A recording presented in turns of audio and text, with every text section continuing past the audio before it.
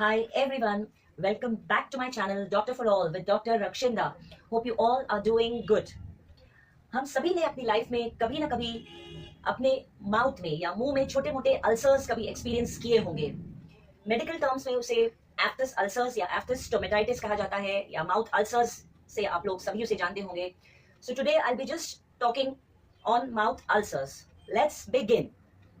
First important thing ये समझ लीजिए कि माउथ अल्सर्स जो होते हैं माउथ में कहीं भी होते हैं. लाइक ओरल म्यूकोसा पे होगा, किसी किसी को टंग पे हो जाता है, किसी को गम्स पे हो जाते हैं, मसूड़ों पे हो जाते हैं, छोटे से रहते हैं, रेड कलर के या yellowish reddish area surrounding that ulcer. It's very painful but उसका कोई रीजन नहीं होता है व्हाई इट अकर्स. किसी किसी में वापस वापस it goes on recurring and it's very unpredictable कि क्यों होता है. सम पीपल बिलीव कि पेट की गर्मी की वजह से या हीट की वजह से होता है but that is not so.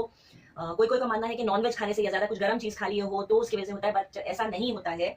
Reasons are not known for it. बिना कोई रीजंस के भी हो जाते हैं but there are certain trigger factors जिसे हम अटैक कर सकते हैं. जैसे कि क्या है, first important thing is you have to avoid very hot food. Like गरम गरम खाना एकदम से आप खा लेंगे या गरम गरम कुछ ड्रिंक्स ले लेंगे, गरम चाय गरम कॉफी, तो उससे भी कभी कभी हो जाते हैं. So you have to avoid very hot food and hot drinks.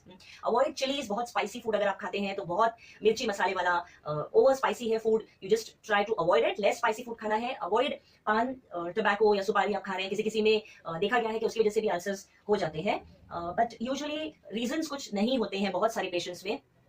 कभी कभी क्या होता है कि एक्सीडेंटल बाइट कर लिया होगा, यानी चबा लिया होगा अंदर, तो उसकी वजह से भी किसी को हो जाते हैं.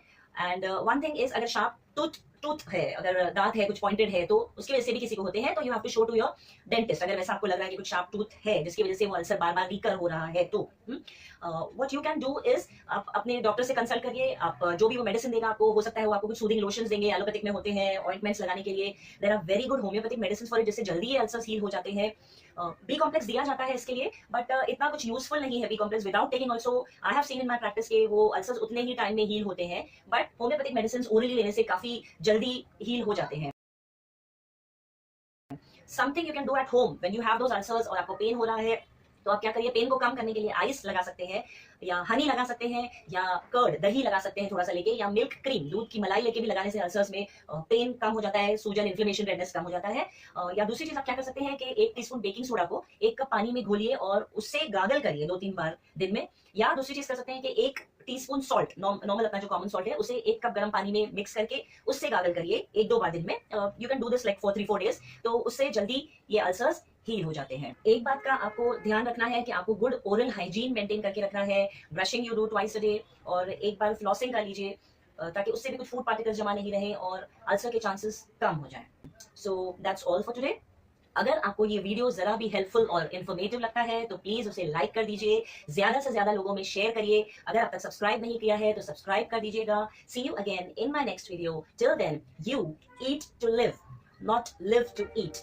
Bye bye.